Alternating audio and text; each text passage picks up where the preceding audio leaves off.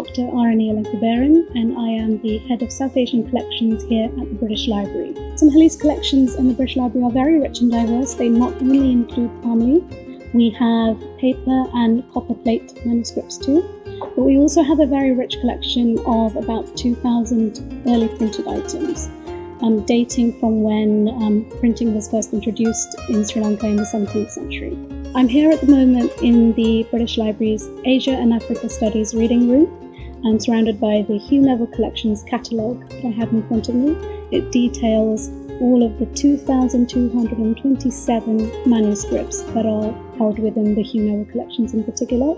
It makes up the majority of our Sinhalese palm leaf manuscript collections, which number in exact total amount of 2,464. The wonderful thing about digitisation is that it opens up access to the collection items. We can also preserve the original items so that it's used necessarily less, it doesn't have to be used as much, and the items are visible all over the world to everyone for enjoyment, for research, for many purposes. So it's one of our core aims is to make the collection as widely accessible as possible. Our pilot project is generously funded by Paramaththa and ICTV UK. We are also supported by the UK Sri Lankan High Commission and Birkbeck University of London. Today we're going to take a look behind the scenes at the British Library's Conservation Centre and Imaging Studios to take a look and see how we digitise and conserve palm leaf manuscripts.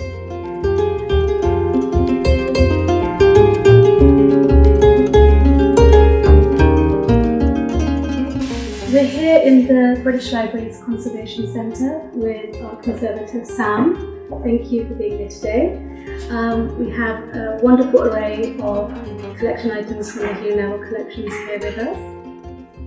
What sort of things do you look for pre and post digitisation checks for conservation? We just want to make sure that the item looks the way it does when it went to digitisation, and no extra damage has occurred during the digitisation process, and that's why it's quite important to make sure that we do a full assessment beforehand and do any conservation repairs. Here you can see some historic pest damage. So also just the edges can sometimes be quite frayed and patchy. That's the type of thing that I'm looking for. So for that I'll be doing surface cleaning and repairs. I'm going to use a brush just to really lightly brush away any surface dirt. I'll go the whole way through like this.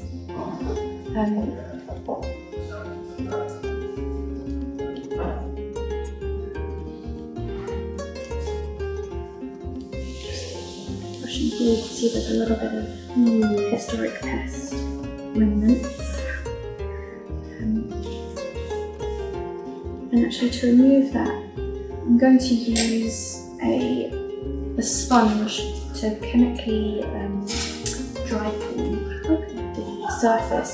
This is actually from the cosmetic industry, but it's very soft and it won't abrade the surface.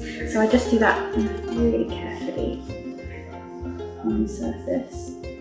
I want to avoid any of the text so I don't disturb the ink. So Sam, you mentioned about the breakage in a palm leaf manuscript such as this. How would you begin to address a damage like that? So I'll normally score the remoistenable tissue to the size that I need. As I've mentioned earlier, you can tone the tissue as well. So we have a clear one, which is very fine Japanese tissue with long fibres, so it's very strong. And then I would just choose a little area and begin to lift it, and then I place it on here, and this reactivates the gelatin which is in the remoistenable tissue. And is that to enable it to hold or to... Yeah, it's really quick to dry as well, so it's really a minimum amount of moisture being introduced to the palm leaf.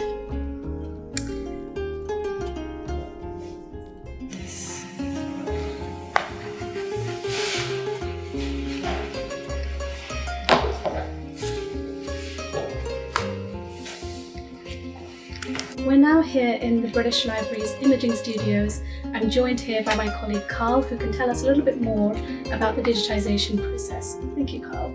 Hi, I'm Carl Norman. I'm one of the senior imaging technicians or photographers at British Library. I've been here about 15 years now, and I've been privileged to see a lot of material through Kazwini, Ganitsa projects, all sorts of projects, and of course this project here, which I did last year. So the manuscript that we have here today is one of the more beautiful parts of the Hugh Neville collections. Here is a special illustrated painted board from inside the manuscript boards. So the outside is also beautifully illustrated, but the inside actually tells a story. So it's the Great Renunciation, so it tells the story of Buddha's enlightenment, or his journey to the beginning of his journey of his enlightenment. So you can see his travels over the river and becoming who he is meant to be. Okay, so this is pretty much a typical way to set up palm leaves to be shot. Make sure there's no dust anywhere in the shot, and then finally take the image. I've just taken of this first page of the manuscript, and we could also just visually check and make sure that we've got everything at 100%, so everything's in focus and everything looks good.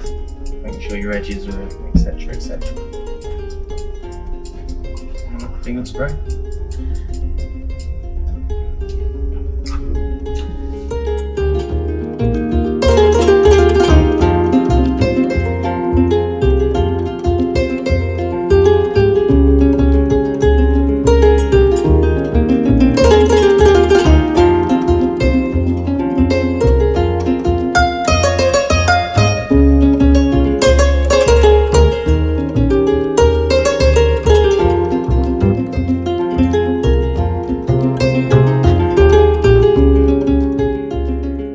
Hi, my name is James Robinson and I am a senior photographer here at the wonderful John Rylands Library. I've been here for this is my 15th year working here, and in that time we have developed many different techniques and methods for photographing manuscripts, books, maps, any archive material, museum objects, and in this case Pali leaf manuscripts. Sinhalese ones particularly for this project, and we've developed different methods to safely digitise those, being quite unique items that throw up a lot of different challenges that we're not generally used to with normal bound manuscripts and books. Well, this is the archive and manuscript store at the John Rylands Library. This is where we house our archives and manuscripts, and we're going to go down and get out one of the Sinhalese manuscripts that we're going to be digitising today.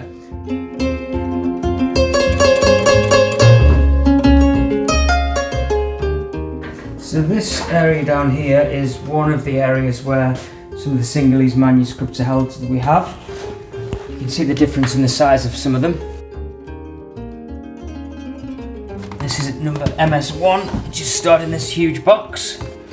I don't even know how many leaves this is going to be, but it's quite different looking. So that one's going to be incredibly difficult to digitise. And then you have various different sizes. And today we're going to be digitising MS5.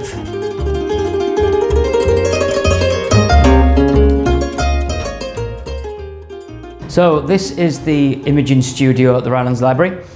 You'll see behind me here we have the manuscript set up on one of our copy stand areas. We have a number of different ways that we'll digitise items in the library. Bound volumes and manuscripts, we have book cradles and other ways of doing it. But due to the size and nature of this item, we need to have a lot more versatility to work around it. You'll notice here, this is the camera that we'll be using. It's a Phase 1 XF with an IQ4 back. So this is a medium format digital camera. We don't use any scanners or anything like that. Everything's shot with digital cameras because it's much more versatile, it's much higher quality. We're able to digitize items much quicker than we would do with a scanner. Everything that you see is tethered straight into the computer. So as you can see on this screen here, we've already got a live view of the manuscript on the table. What we're going to need to do is set all this up using the live view. We're going to have the camera much higher up out of view. So this enables us to do all of our focus settings and all of our corrections before we actually start the digitisation process.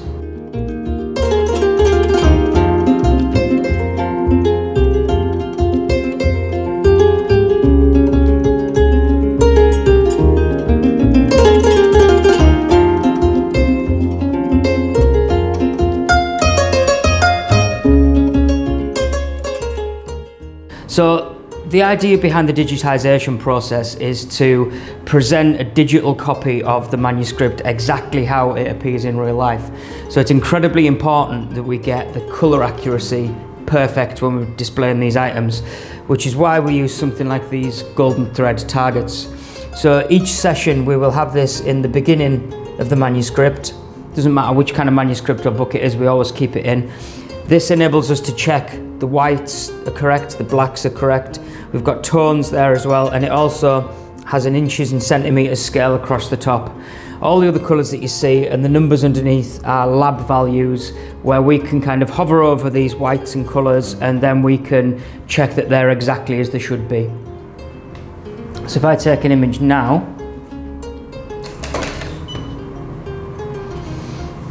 we can see there that it's appeared up on screen. I've kind of already set everything up so it's working, and if we hover over these targets here, we can use these values across the top to maintain our accuracy, make sure that it's not overexposed, it's not underexposed, or the colour is completely wrong, like for example this. So I can use this chart to bring it back to its normal proper colour. So when we open the manuscript, we're going to photograph everything, including the back of this board and the fly leaves at the beginning and the end. Now you'll notice what I've done here is just use some foam support under some black, just to make sure that the height of each page is the same. So you can see there, so we're going to image this whole area instead of doing individuals. So next, I'm just going to turn the pages. So I'm just going to make sure that the strings are a little loose. This material, palm leaf, is fragile, but it is still incredibly robust. And you know, it's lasted a few hundred years without really any problems. And sometimes it's a little bit better than paper. So once we get going, it's actually quite a quick process. So here we're starting on the text pages now.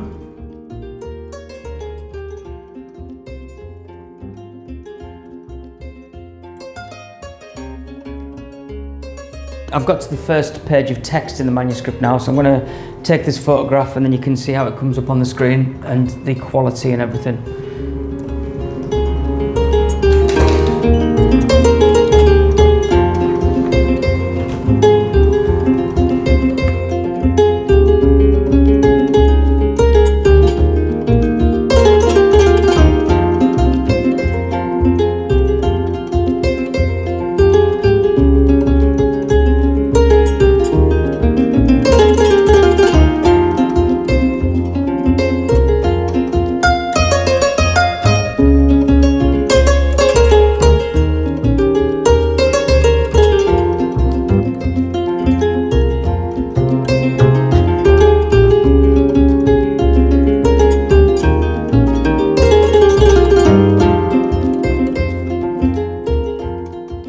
So as well as the actual digital file itself, for somebody to be able to interrogate these items online, there has to be associated metadata with that item.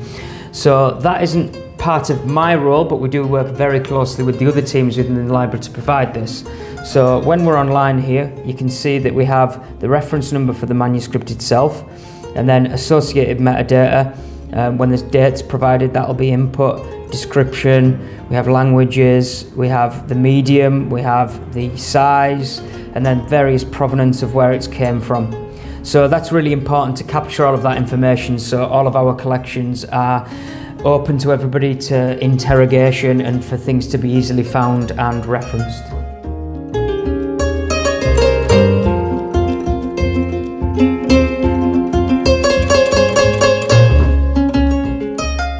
The very nature of what we do, it's incredibly important for people to be able to access these items and to be able to read them online, and it's difficult for people to be able to actually physically travel to the building and see these items. And these items themselves, particularly these palm leaf manuscripts, they're incredibly difficult to handle, they're incredibly fragile and difficult to read. So by digitizing those and making them freely available online, it opens up access to anybody in the entire world without having to visit them and without having to handle them and struggle to read them.